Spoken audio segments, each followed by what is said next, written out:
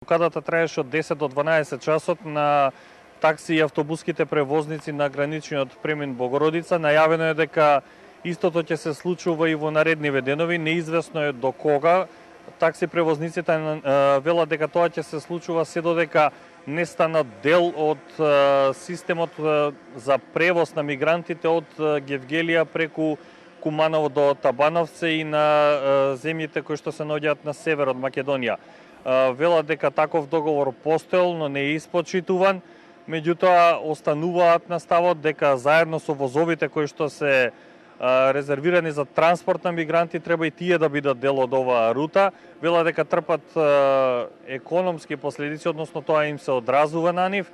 И, како што реков, бараат од властите и од Центарот за управување со кризи да се остане на договорот, односно да бидат дел од оваа рута, односно да учествуваат во транспортот на мигрантите.